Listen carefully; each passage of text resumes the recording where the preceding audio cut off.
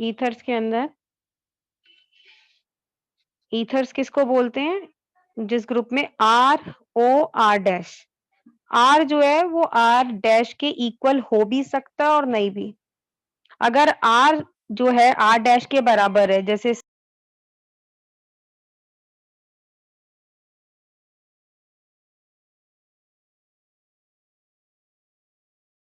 हाँ जी, are are dash के बराबर हो भी सकता है और नहीं भी। जैसे कि अगर आप देखें, अगर ये आर आर डैश के बराबर होगा, फॉर एग्जांपल CH3 OCH3, ये जो है ये एक सिमेट्रिकल ईथर है, ठीक है? लेकिन अगर ये आर आर डैश के बराबर नहीं है, सपोज आपके पास एक एग्जांपल है CH3O CH2CH3, ये जो कंपाउंड है, ये जो ईथर है, ये अनसिमेट्रिकल है, ठीक है? तो इसकी नेमिंग अभी हम करेंगे, क्योंकि इसकी जो नेमिंग है आगे कुछ क्वेश्चंस है उसके लिए इम्पोर्टेंट है। तो जैसे कुछ 1-2 ईथर्स है, उनके कॉमन नेम आपको पता होने चाहिए। जैसे पहला आता है आपका एनिज़ोल। एनिज़ोल किसको बोलते हैं? अगर बेंजीन रिंग से ऊपर OCH3 जुड़ा हो। और इस वक्त ये जो एनिज़ोल है, ये इसका आईयूपैक नेम भी है। जैसे बेंजोइक एसिड होता है ना, अगर बेंजीन के ऊपर क्या लगा हो? COOH लगा हो। तो ऐसे ही अगर बेंजीन के ऊपर OCH3 लगा है, तो इसे एनिज़ोल बोलते हैं, या इसे, क्योंकि जो ईथर होते हैं ना, उसमें उसे हम सब्स्टिट्यूएंट मान के चलते हैं, जो कम साइड वाला होता है ना, उसको अलग कर देते हैं, मेन वर्ड रूट इसे मान लेते हैं। तो इसका नाम होगा मिथॉक्सी बेंजीन, ठीक है? तो ये ऐसे ही एक और है मिथॉक्सी जो बेंजीन है, इसके अलावा एक और है, जैसे अगर मतलब मान लो बेंजीन के ऊपर OCH3CH2 OCH2CH3, तो इसको बोलते हैं, इसको ऐसे भी लिख सकते हैं OC2H5, इसको हम बोलते हैं इथॉक्सी बेंजीन। अब आता है इसका common name, because common name भी कई जगह पे रिक्वायर्ड होता है, कई बार क्वेश्चन में गिवन होता है। तो कॉमन नेम कैसे लिखा होता है? जो ऑक्सीजन के आसपास जो अल्काइल ग्रुप लिखे होते हैं, हम इनका नाम लिख देते हैं और लास्ट में ईथर पे खत्म करते हैं। तो इसका एग्जाम्पल पहले आप देख लीजिए। जैसे मान लीजिए हमारे पास ये एनिजोल है, तो एनिजोल में उस साइड जो है मिथाइल ग्रुप है और इस साइड कौन सा ग्रुप है? फिनाइल ग्रुप है। तो अल्फाबेटिकल ऑर्डर में लिखेंगे मिथाइल फिनाइल ईथर, क्योंकि मिथाइल और फिनाइल में एम पहले आता है, तो मिथाइल फिनाइल ईथर, ये कॉमन नेम हो गया। ऐसे ही अगर आप देखेंगे, ये जो कंपाउंड है हमारा नेक्स्ट इथॉक्सी बेंजीन, इसमें भी अगर आप देखेंगे ऑक्सीजन के उस साइड लगा हुआ है C2H5, मतलब इथाइल, और इस साइड लगा है फिनाइल, तो इसका नाम क्या होगा? इथाइल। तो ये देख लीजिए क्या लिखा हुआ है, इथाइल फिनाइल ईथर। और ये जो इथाइल फिनाइल ईथर है, इसका कॉमन नेम फेनिटॉल भी होता है।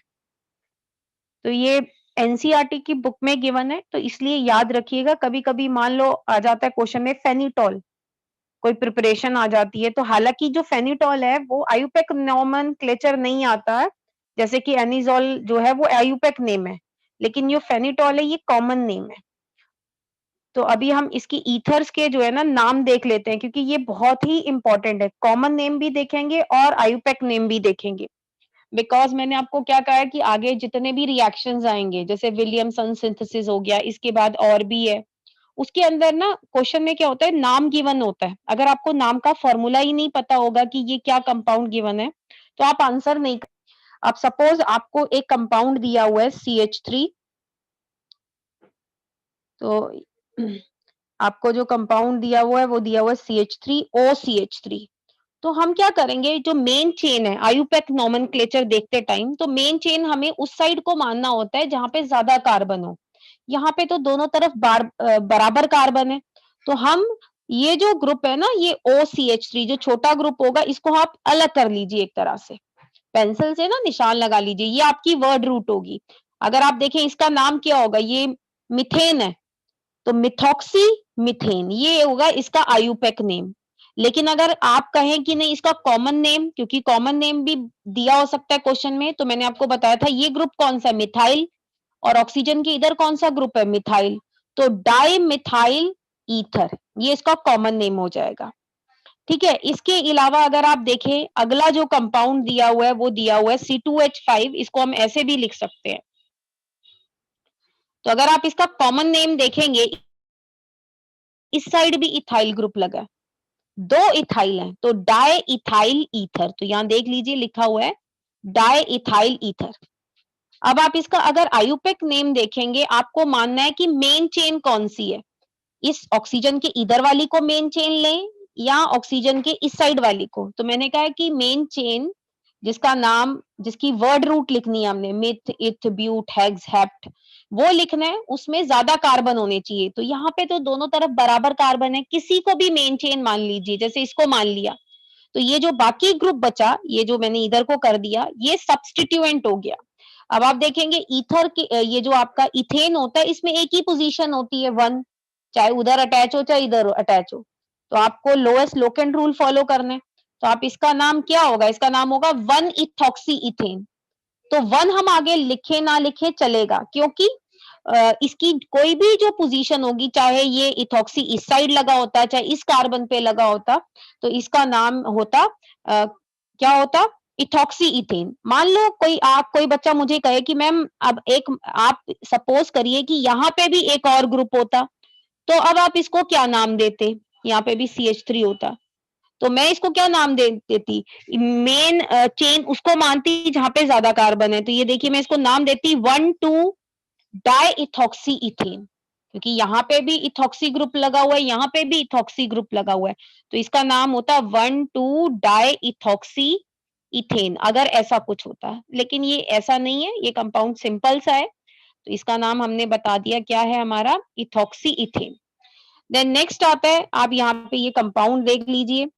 नेक्स्ट कंपाउंड का अगर आप कॉमन नेम देखेंगे, तो यहाँ पे अगर आप देखें, एक तरफ लगा हुआ है मिथाइल और एक तरफ बेटा लगा हुआ है एन प्रोपाइल, क्योंकि ये सीधी चेन लगी हुई है। अगर ये इस तरह से लगा होता ना, कोई बच्चा कहे कि भाई आप कोई एग्जाम्पल बताइए, तो बेटा ये जो हो जाता, अगर आप इसकी बात करते, ये आइसोप्रोपाइल हो जाता। तो पहले मैं ऊपर वाले का नाम बता देती हूँ, इस वाले का। तो इसका नाम होगा मिथाइल, क्योंकि एम पहले आता है, पी बाद में आता है, मिथाइल एन प्रोपाइल ईथर। तो यहाँ पे आप देख सकते हैं ये लिखा हुआ है यहाँ पे इसका नाम। और अगर आप कहें कि चलो जो आपने ड्रॉ किया है, जो मैंने ये वाला ड्रॉ किया है, इसका नाम बता दीजिए, तो इसका नाम क्या होगा, मिथाइल आइसोप्रोपाइल ईथर।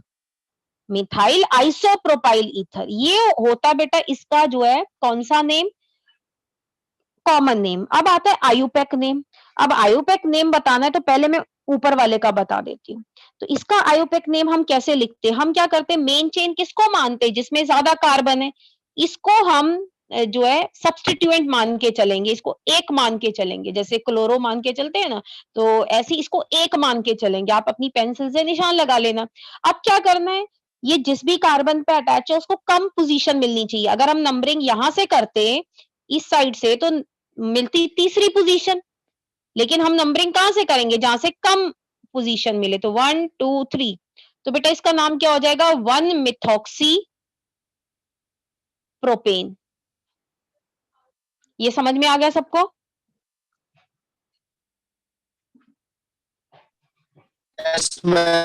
ठीक है। अब हम जो मैंने अभी आपको एग्जांपल बताया था मिथाइल आइसोप्रोपाइल ईथर का, उसका नेमिंग भी अभी हम देखते हैं, आयुपेक नेमिंग। ठीक है, तो ये नेमिंग बहुत इंपॉर्टेंट है, बिकॉज तभी क्वेश्चन आप कर पाएंगे विलियमसन सिंथेसिस के, या आगे बहुत सारे रिएक्शन है क्लीवेज ऑफ ईथर से रिलेटेड, अगर आपको नाम पता होंगे। चलिए इसमें अगर आप देखें, इस साइड 3 कार्बन है, इस साइड 1 कार्बन है, तो मतलब मेन चेन हमें किसको मान के चलना है, इस साइड वाले को मान के चलना है, ये वाले को हमने, ये वाले को मेन चेन मान के चलना है। एक मिनट, ये वाले को। ठीक है, तो यहाँ पे CH3 है इधर। तो अब हम क्या करेंगे, ये जो ग्रुप है हमारा, अगर इसको मैं दूसरे कलर से मार्क करूं, तो इसको तो सब्स्टिट्यूएंट मान लेंगे। अब मेन चेन इसको कम से कम नंबर मिलना चाहिए ना, क्योंकि एक ही इसमें फंक्शनल ग्रुप लगा हुआ है, तो 1 2 3, तो इसको सेकंड पोजीशन मिल रही है, तो इसका नाम क्या हो जाता है, 2 मिथॉक्सी प्रोपेन। जो ये वाला है ये 1 मिथॉक्सी प्रोपेन है, और ये क्या है, 2 मिथॉक्सी प्रोपेन है। तो इस तरह से आपने जो है नोमेनक्लेचर करना है। ये समझ में आ गया सबको। अब बेटा इससे अगला देख लीजिए, ये वाला। yes, अब देखिए C6H5OCH3 लिखा हुआ है। कई बार अगर बेंजीन में ऐसे बना देती हूँ तो कई बच्चे समझ जाते हैं आराम से, लेकिन अगर मैंने C6H5 लिखा हुआ है तो कई बार हम क्या करते हैं कि जल्दबाजी में, पेपर में, टेंशन में इसको हम समझ नहीं पाते क्या लिखा है, तो इसलिए ध्यान से देखिए C6H5 का मतलब है बेंजीन रिंग। तो यहाँ पे क्या होगा, OCH3। तो इसका मैंने आपको जो है आयुपेक नोमेनक्लेचर बताया ही था, इसे हम क्या बोलते हैं, एनिजोल बोलते हैं। एनिजोल जो है वो कॉमन नेम भी हो सकता है और वैसे भी आयुपेक नोमेनक्लेचर भी है, यहाँ पे आप देख लीजिए। तो एनिजोल, बाकी इसका एक और आयुपेक नोमेनक्लेचर हो सकता है मिथॉक्सी, जो है इसका मिथॉक्सी बेंजीन, इसका नाम हो सकता है मिथॉक्सी बेंजीन। बट अगर आप इसका कॉमन नेम लिखेंगे तो मैंने आपको बताया था, इसका अगर कॉमन नेम लिखेंगे तो ये मिथाइल ग्रुप है, ये फिनाइल ग्रुप है, मिथाइल फिनाइल ईथर। बाकी नेक्स्ट वही है जो अभी हमने डिस्कस किया था, बेंजीन के ऊपर अगर CH2CH3 लगे तो इसका कॉमन नेम मैंने आपको क्या बताया था, इसका कॉमन नेम था ये ethyl phenyl ether, ethyl phenyl ether या फेनिटॉल, यहाँ पे आप देखेंगे। बाकी इसका आयुपेक नोमेनक्लेचर होगा इथॉक्सी बेंजीन, क्योंकि बेंजीन में 6 कार्बन है, जबकि उस साइड जो ऑक्सीजन के जो अगला अल्काइल ग्रुप लगा हुआ है इसमें 2 कार्बन है, तो मेन चेन कौन हो गया, बेंजीन हो गया, तो इथॉक्सी बेंजीन। बाकी कॉमन नेम इसका क्या है, इथाइल फिनाइल ईथर या फेनिटॉल। इसी तरह से बेटा ये अगले दिए हुए हैं, आयुपेक नोमेनक्लेचर ही ज्यादातर आएगा। अब देखिए इसके अंदर अगर हम ध्यान से देखें, इसको ध्यान से देखना है, इसमें अगर आप देखें ये बेंजीन रिंग लगी हुई है इधर C6H5, ये सीधी चेन में 7 कार्बन है, CH2 CH2 CH2 6 लिखा है ना यहाँ पे, तो 6 कार्बन ये हो गए। एक मिनट, 1 2 3 4 5, फिर ये 6 और एक हो गया 7, उस साइड जगह नहीं है तो मैं ऐसे लिख रही हूँ, तो ये 7 हो गए, स्ट्रेट चेन के। अब इसका आयुपेक नेम लिखना है, आयुपेक नेम लिखना है तो इधर देखेंगे यहाँ 6 कार्बन है और दूसरी साइड कितने कार्बन है, 7 कार्बन है, आप यहाँ काउंट भी कर सकते हैं, इस साइड आप इधर काउंट कर लीजिए। तो अब हम इसकी अगर नेमिंग करते हैं तो काउंट करेंगे तो ये जो साइड में बच गया सब्स्टिट्यूएंट, इसको पहली पोजीशन मिली है। OC6H5 को फिनॉक्सी बोलते हैं, तो 1 फिनॉक्सी हेप्टेन। हेप्टेन क्यों, बिकॉज ये जो इस साइड है इधर हमारे पास कितने कार्बन है, 7 कार्बन है, तो 1 फिनॉक्सी हेप्टेन, ये कॉमन नेम हो गया, ये हो गया आयुपेक नेम।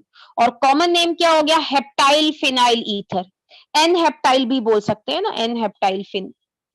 बाकी आप इसमें देखिए, ये मैंने अभी डिस्कस किया था आपको, 1 2 3 2 मिथॉक्सी प्रोपेन या मिथाइल आइसोप्रोपाइल ईथर, ये अभी हमने डिस्कस किया था। इसी तरह से बेटा अगर आप इसमें देखें, अब इधर देखिए, पहले तो आयुपेक नोमेनक्लेचर ज्यादातर मैं बता रही हूँ। अब ये देखिए इस साइड 6 कार्बन है, इस साइड कितने, 1 2 3 4 और 5 है, तो ये हमारी मेन चेन होगी। ये जो है ये हमारा बेटा ये क्या होगा, सब्स्टिट्यूएंट होगा। अब सब्स्टिट्यूएंट का नाम देंगे, ये तो सब्स्टिट्यूएंट स्ट्रेट चेन तो है नहीं, तो इसका नाम कैसे देंगे सब्स्टिट्यूएंट का, भाई इसका नाम जो होगा 1 2 3 4, इसका जो नाम होगा वो तो होगा बिटॉक्सी, सॉरी इसका नाम होगा, यहां से जो ज्वाइन करते हैं ना वहां से नंबरिंग करते हैं, इसका नाम होगा ब्यूटॉक्सी, लेकिन यहाँ पे 3 भी तो है, 3 मिथाइल ब्यूटॉक्सी, क्योंकि ये सब्स्टिट्यूएंट है पूरा का पूरा, और ऑक्सीजन से जो कार्बन जुड़ा हुआ है उसे पहली पोजीशन देनी है, क्योंकि क्या है इसमें जो सब्स्टिट्यूएंट है ना उसी के अंदर ब्रांचिंग है, तो मेन चेन होगी, मेन इसका नाम होगा बेंजीन, लेकिन इसका जो सब्स्टिट्यूएंट है जिसे जैसे हम आगे कहा था, मिथॉक्सी कहा था, इथॉक्सी कहा था, लेकिन इसके अंदर क्या हो गया, ब्रांचिंग हो गई। तो अगर इसको देखें तो इसका नाम है, क्योंकि जो कार्बन ऑक्सीजन से जुड़ा हुआ है उसे पहली पोजीशन देनी है, 1 2 3 4 विद इन द सब्स्टिट्यूएंट देनी है, तो 3 मिथाइल बिटॉक्सी बेंजीन। ऐसी बेटा अगर आप ये वाला देखें, ये मैंने अभी आपको बता ही दिया था, हाँ बोलो। मैम ये वाला जो है, हम इसमें आयुपेक नेम में हम आइसोपेंटाइन नहीं लिख सकते? नहीं नहीं, आइसो जो वर्ड है बेटा वो कभी हम जो आइसो हो गया, वो नॉर्मल हो गया, ये सारे कॉमन नेम होते हैं, ओके। टर्शरी हो गया, हाँ ये सारे कॉमन नेम होते हैं, ठीक है। अब अगला देखते हैं, बेटा ये मैंने अभी आपको बताया ही था, अगर आपको ध्यान हो तो इसमें दो लगे हुए हैं मिथॉक्सी, इसका नाम क्या होगा, 1,2 डाइमिथॉक्सी इथेन, ठीक है। अब इससे नेक्स्ट देखते हैं, इसमें मैं टाइम इसीलिए लगा रही हूँ, बाकी अगर आप देखें मैंने कई बार कहा है कि नॉमेनक्लेचर हम एंड में कर लेंगे, लेकिन इसका नॉमेनक्लेचर जानना जरूरी है, नहीं तो आप क्वेश्चन नहीं कर पाएंगे, ठीक है। नेक्स्ट आता है आपका ये वाला कंपाउंड, पहले तो फंक्शनल ग्रुप देख लो, इसमें ये फंक्शनल ग्रुप है, बाकी कोई नहीं है, तो ये हमारा इसको हम पहली पोजीशन दे देंगे, ये हो गया दूसरी, है ना। ये जो है ये हमारा साइक्लोहेक्सेन बनेगा, लेकिन इसका अगर हम देखें ई पहले आता है तो 2,2 डाइमिथाइल। अच्छा एक चीज और है, ये कोई बच्चा 2,2 डाइमिथाइल भी इसको जो है, एक मिनट सॉरी, अब देखो हम इसके पास, हमारे पास दो चांसेस है, कोई बच्चा कहे कि हम ना इसको, ये फंक्शनल ग्रुप है तो हम इसको कम पोजीशन देते हैं, जैसे अगर मान लो यहाँ OH होता है ना, तो पक्का मैं OH वाले को 1 पोजीशन देती, लेकिन अगर आपको ध्यान हो मैंने ये जो O R ग्रुप माना है, इसको मैंने फंक्शनल ग्रुप माना है या मैंने सब्स्टिट्यूएंट माना है, इसका नाम आगे लिखा जाता है या पीछे लिखा जाता है, प्रीफिक्स में जो है आपका सफिक्स में लिखा जाता है, इसका नाम एंड पे, जैसे अल्कोहल है उसका नाम तो एंड पे लिखा जाता है ओल, इसको मैंने क्या माना है बेटा, सब्स्टिट्यूएंट माना है। ये जो इथॉक्सी मिथॉक्सी वगैरह मैंने बोला है, तो बेटा इसके अंदर मैं लोकेंट रूल पहले देखूंगी, इसके अंदर मैं ये नहीं फॉलो करूंगी, हाँ अगर यहाँ OH होता, पहले ध्यान से सुन लीजिए, अगर यहाँ पे OH होता तो फंक्शनल ग्रुप को कम नंबर मिलता, तो ये होता 2,2 डाइमिथाइल साइक्लो, साइक्लो लिख के हेक्सेनोल, ठीक है, ये नाम होता है। लेकिन बेटा ये जो है ये फंक्शनल ग्रुप नहीं है, ये क्या है, सब्स्टिट्यूएंट, और आपको पता है सब्स्टिट्यूएंट में लोकेंट रूल देखा जाता है, तो अगर आप देखो इस पोजीशन पे दो लोकेंट लगे हैं, अगर मैं इसको 1 दूंगी तो 1 + 2 कितना हो गया लोकेंट, 5 हो गया, लेकिन अगर मैं इस वाले को पहली पोजीशन देती हूं तो दो मिथाइल ग्रुप है, 1 + 1 + 2 कितना हो गया 4, तो लोकेंट कहां पे कम आ रहा है, इस वाले पे, तो इसका जो नाम है वो होगा 1,1 डाइमिथाइल, 1,1 डाइमिथाइल में आएगा, लेकिन ई पहले आता है एम बाद में आता है, तो 2 इथॉक्सी 1,1 डाइमिथाइल साइक्लोहेक्सेन। ये सबको समझ में आया कि इथॉक्सी में हमें नॉर्मल फंक्शनल ग्रुप की तरह बिहेव नहीं करना कि आप जो है फंक्शनल ग्रुप को कम नंबर दें, यहाँ पे क्योंकि सारे ही सब्स्टिट्यूएंट है, तो locant rule, lowest locant rule follow होगा, ये समझ में आया सबको पॉइंट। हाँ अगर यहाँ पे मैम, सपोज OH होता तो OH को कम नंबर मिलता, मान लो नीचे भी OH होता, सपोज एक और पोजीशन पे यहाँ पे OH होता, फिर हम नंबरिंग यहाँ से स्टार्ट करते, क्योंकि पहले नंबर दिया जाता है फंक्शनल ग्रुप को कम नंबर, हाँ अगर फंक्शनल ग्रुप को दोनों साइड से बराबर नंबर मिल रहा हो फिर लोएस्ट लोकेंट रूल देखते हैं, अगर जो है लोकेंट रूल भी दोनों तरफ से बराबर हो तो फिर वो आपको पता है अल्फाबेटिकल ऑर्डर देखते हैं, तो मेन बात है कि यहाँ पे कोई फंक्शनल ग्रुप नहीं है, आप ईथर को उस हिसाब से फंक्शनल ग्रुप मान के मत चले नेमिंग में, जिसमें फंक्शनल ग्रुप को सबसे कम नंबर मिलता है, यहाँ पे लोकेंट रूल फॉलो होगा, ठीक है, सबको समझ में आया इतना।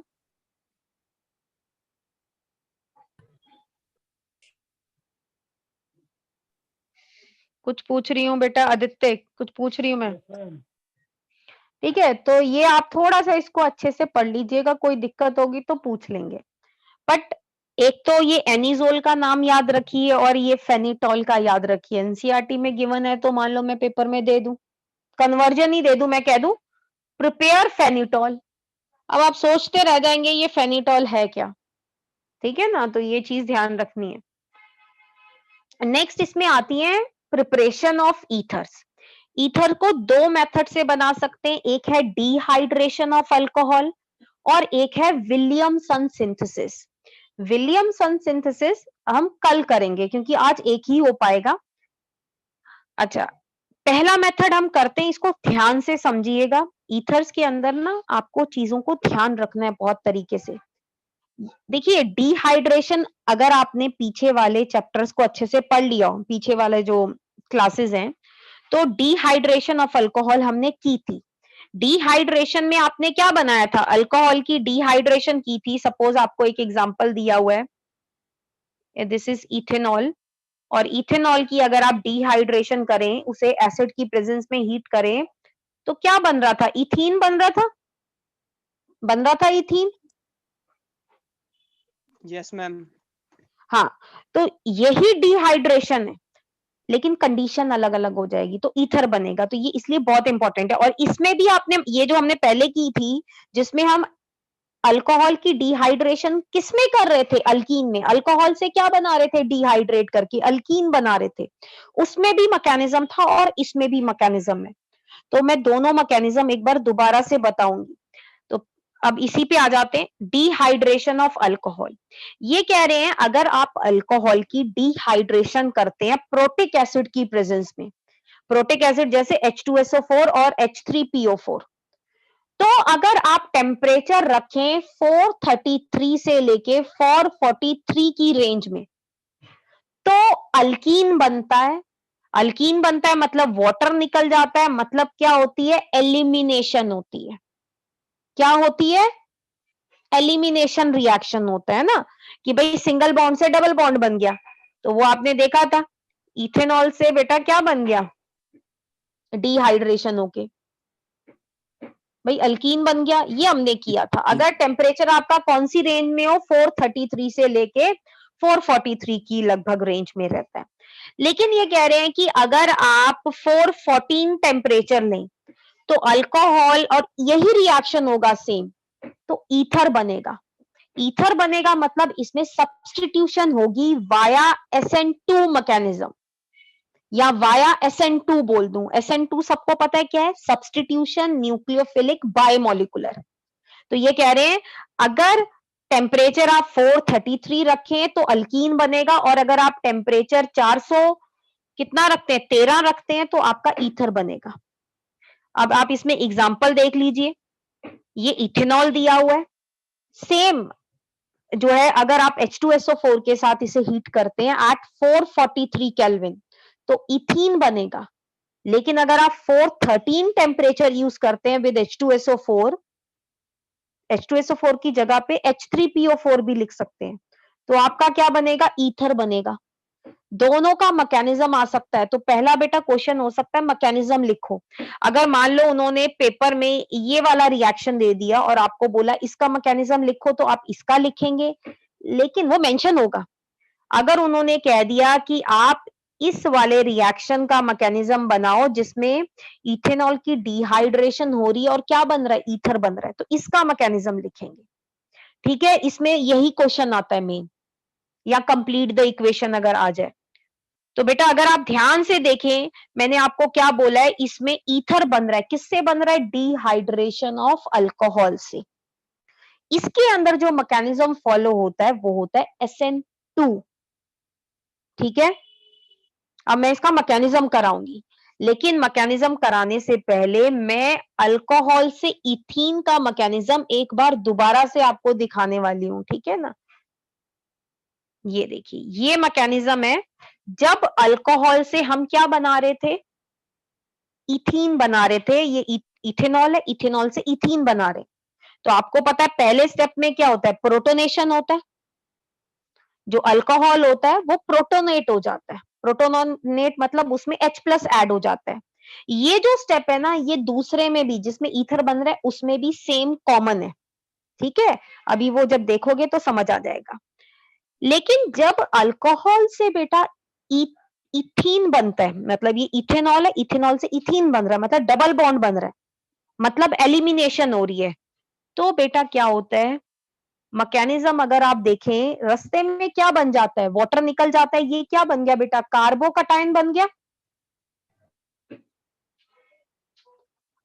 ये कार्बोकटायन हो गया, मतलब इसमें लगभग कुछ SN1 में जैसे कार्बोकटायन बनता है, उसमें ऐसे इसमें कार्बोकटायन बन रहा है। और फिर एंड में क्या होता है? प्रोटॉन भी निकल जाता है और डबल बॉन्ड बन जाता है। तो इसमें लगभग SN1 मैकेनिज्म की तरह क्या बन रहा है? आपका कार्बो कटायन बन रहा है ना, ये SN1 मैकेनिज्म की तरह हो गया, एलिमिनेशन हो गया। हालांकि इसे SN1 नहीं बोलते, कुछ वो है नहीं, पर ये कि SN1 की तरह इसमें कार्बोकटायन बन रहा है। इसका मतलब इसमें कार्बोकटायन बन रहा है, तो इसमें अल्कोहल कौन सा ज्यादा रिएक्टिव होगा? 3 डिग्री अल्कोहल ज्यादा रिएक्टिव होगा 2 डिग्री से देन 1 डिग्री, है ना। ऑर्डर ऑफ रिएक्टिविटी क्या होगा? 3 डिग्री ज्यादा रिएक्टिव होगा, क्योंकि 3 degree carbocation is more stable, ये हमने पहले कर चुके हैं। तो अब आपको समझ में आ गया कि जब अल्कोहल से अल्कीन बनता है तो क्या बनता है बेटा? अल्कोहल से अल्कीन बनता है तो क्या बनता है रास्ते में? कार्बोकटायन बनता है, ठीक है। कार्बोकटायन बनता है मतलब इसमें लगभग SN1 की तरह कार्बोकटायन बनता है। और ये ठीक है। अब बात करते हैं जो हम रिएक्शन अभी कर रहे थे, जिसके बारे में हमें पढ़ना था। अल्कोहल से अगर इथेन बनता है, तो यहां देखिए पहला स्टेप सेम है, प्रोटोनेशन हो रही है, ठीक है बेटा, ये समझ में आया? पहला स्टेप सेम है, लेकिन ये जो रिएक्शन है ये SN2 मैकेनिज्म फॉलो करता है। अब आपको पता है जिसके पास लोन पेयर होते हैं वो एक न्यूक्लियोफाइल भी होता है, तो एक और देखिए ये प्रोटोनेटेड अल्कोहल बन गया, ये प्रोटोनेटेड अल्कोहल है। प्रोटोनेटेड अल्कोहल मतलब जिसमें प्रोटॉन ऐड हो गया। अब अगले स्टेप में क्या हो रहा है? ये प्रोटोनेटेड अल्कोहल पे एक दूसरा alcohol molecule back side attack कर देता है और वाटर निकल जाता है। तो आप खुद सोचिए ये स्टेप किसको बिलोंग कर रहा है? SN2, क्योंकि इसमें बैक साइड अटैक हो रहा है। और आपको पता है किस पे बैक साइड अटैक हो रहा है? इस प्रोटोनेटेड अल्कोहल पे। अगर बैक साइड अटैक हो रहा है तो यहां पे स्टेरिक हिंड्रेंस क्या होनी चाहिए? कम से कम। तो इसमें हाँ बेटा, इसमें ऑर्डर ऑफ रिएक्टिविटी क्या होगा? सबसे ज्यादा रिएक्टिव कौन सा अल्कोहल होगा? 1 डिग्री, फिर 2 डिग्री, फिर 3 डिग्री।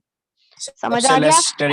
हाँ, अगर मान लो पूछ ले अल्कोहल से जब ईथर बनता है तो ऑर्डर ऑफ रिएक्टिविटी बोल दें अल्कोहल की कितनी है, तो आप सोचिए अल्कोहल से जब ईथर बनता है तो आपका SN2 मैकेनिज्म फॉलो होता है। So alcohol should be less sterically hindered, तो 1 डिग्री अल्कोहल बनेगा। लेकिन अगर मैं कह दूं अल्कोहल से अल्कीन बन रहा है, डबल बॉन्ड बन रहा है, तो उसमें आप कहेंगे reactivity order will be 3 degree alcohol more reactive than 2 degree than 1 degree, because carbocation is formed as an intermediate. ठीक है बेटा, चलिए अब मैकेनिज्म पे आते हैं दोबारा। ये मैंने कुछ चीजें साथ साथ में आपको बता दी थी। मैकेनिज्म में क्या हुआ? इसने इस पे अटैक किया। अब अगले स्टेप में क्या होगा? या तो ये तीसरा स्टेप लिखने की जरूरत नहीं है, यहीं पे हम शो कर सकते हैं। ये बॉन्ड के जो इलेक्ट्रॉन है वो ऑक्सीजन पे ट्रांसफर हो जाएंगे और सीधा ये बन जाएगा। या फिर अगर आप दोबारा लिखना चाहते हैं तो मैंने क्या किया, इसको दोबारा यहां लिख दिया और इस बॉन्ड के इलेक्ट्रॉन ऑक्सीजन पे ट्रांसफर हो गए, तो ऑक्सीजन का पॉजिटिव चार्ज गायब हो गया और H जो है वो H+ की फॉर्म में निकल गया और हमें क्या मिल गया बेटा? इथॉक्सी इथेन मिल गया। ठीक है, तो ये मैकेनिज्म आपका आएगा। और ये जो क्वेश्चन है ना, इससे रिलेटेड ये समझ में आया? पहले तो ये बताइए, उसके बाद आगे डिस्कस करते हैं। Yes ma'am. ठीक है, अब बेटा ये ना एक क्वेश्चन है एनसीईआरटी की बुक में वैसे ही मेंशन है पैराग्राफ में, तो मैं वो डिस्कस कर लेती हूँ, फिर हम इसको फिनिश करेंगे। अच्छा, मैं ये कह रही हूँ कि ये वाला जो ऊपर वाला मेथड है जिसमें अल्कोहल से हम क्या बना रहे हैं? ईथर बना रहे हैं। इसमें क्योंकि कौन सा मैकेनिज्म फॉलो हो रहा है? SN2 मैकेनिज्म फॉलो हो रहा है। तो जो आपका अल्काइल ग्रुप होना चाहिए या जो अल्कोहल है, it should be alkyl group कौन सा? ये वाला ना, it should be less sterically hindered. तो इसलिए जो 1 डिग्री अल्कोहल होगा it will be more reactive. तो इन्होंने वही बताया हुआ है कि जो 1 डिग्री, जब हमारा 1 डिग्री अल्कोहल होता है ना, तो हमारा इथॉक्सी इथेन बन रहा है ऊपर 1 डिग्री के साथ। लेकिन अगर आप कहें कि अगर मैम 2 डिग्री या 3 डिग्री अल्काइल हो, तो अल्काइल ग्रुप हो, तो क्या बनेगा? तो बेटा वो SN पाथवे भी फॉलो करेगा। और SN1 में क्या बन रहा है? अल्कीन बन रहा है। SN2 में क्या बन रहा है अल्कोहल की डिहाइड्रेशन करने के बाद? ईथर। हाँ, ईथर बन रहा है SN2 में। तो इसका मतलब जो 2 डिग्री या 3 डिग्री होगा उसमें SN1 पाथवे भी आएगा और अल्कीन जो है वो आपका मेजर प्रोडक्ट बनेगा। इसके लिए पहले हम एग्जांपल समझ लेते हैं। ये कह रहे हैं अगर 2 डिग्री अल्कोहल की अगर आप डिहाइड्रेशन करें एट 413 केल्विन तो आपका ईथर भी बन रहा है और अल्कीन भी बन रहा है। लेकिन जो आपका अल्कीन है जो कैसे बना है, SN1 मैकेनिज्म से, और जो ईथर है वो कैसे बना है, SN2 वाले मैकेनिज्म पाथवे से। तो ये जो है ये माइनर अमाउंट में बनेगा और ये क्या बनेगा आपका मेजर अमाउंट में बनेगा। ये समझ में आया कि अगर 2 डिग्री होता, हालांकि बुक में 2 डिग्री के बारे में उन्होंने नहीं लिखा, लेकिन 2 डिग्री अगर आपका अल्कोहल हो तो उसकी डिहाइड्रेशन करने के बाद दोनों बनते हैं, अल्कीन भी बनता है ईथर भी बनता है, लेकिन जो अल्कीन बनता है वो ज्यादा अमाउंट में बनता है। अब बात करते हैं 3 डिग्री की। अब ये कह रहे हैं जो 3 डिग्री है ना, 3 डिग्री उसके साथ सिर्फ अल्कीन बनता है, उसके साथ ईथर नहीं बनता है, क्योंकि जो 3 डिग्री होता है उसमें ज्यादा स्टेरिक हिंड्रेंस होती है, तो वो SN1 पाथवे फॉलो करता है, वो SN2 फॉलो नहीं करता, इसलिए इसमें सिर्फ अल्कीन बनता है। अब आप मुझे कहें अच्छा 1 डिग्री में क्या बनता है, तो बेटा 1 डिग्री की अगर आप डिहाइड्रेशन करें एट 413 केल्विन, मैं 443 केल्विन की बात नहीं कर रही हूँ, ठीक है ना, उसमें तो आपको पता ही है कि अल्कीन बनेगा, मैं 413 की बात कर रही हूँ। तो 1 डिग्री में सिर्फ ईथर बनेगा, ठीक है, क्योंकि ये स्टेरिक हिंड्रेंस कम है तो ये SN2 पाथवे फॉलो करेगा। याद रखिए 413 केल्विन पे बात कर रही हूं मैं, 443 केल्विन पे बात नहीं कर रही हूँ, क्योंकि अभी मैंने कहा था 443 पे तो आपको पता है कि उसमें तो जो है अल्कीन बनना ही बनना है, तो यहाँ पे हम रेंज बात कर रहे हैं 413 केल्विन टेम्परेचर की, ठीक है मैम। हाँ। Okay ma'am. अब देखिए जो चीजें मैंने बताई ना उन्हीं को रिपीट कर लेते हैं। ये कह रहे हैं कि अगर हम एक रिएक्शन में दो मैकेनिज्म हो सकते हैं। हाँ, और वैसे भी ऑर्गेनिक में बट एक जरूरी नहीं एक रिएक्टेंट एक प्रोडक्ट बन रहा हो, मैंने आपको बोला साइड प्रोडक्ट बहुत सारे बनते हैं, लेकिन हम मैकेनिज्म सिर्फ एक ही की बात कर सकते हैं, ठीक है मेजर प्रोडक्ट की। हाँ, क्योंकि भाई उसको मौका मिल रहा है, कुछ रिएक्टेंट के मॉलिक्यूल्स उधर चले जाएंगे, तो इसीलिए ऑर्गेनिक रिएक्शंस में जो यील्ड होती है, जो प्रोडक्ट हम लिखते हैं वो 100% नहीं होती है। ऊपर से क्या होता है, हम बैलेंस इक्वेशन नहीं करते हैं, बैलेंस तो तब होती है ना जब पूरा का पूरा रिएक्टेंट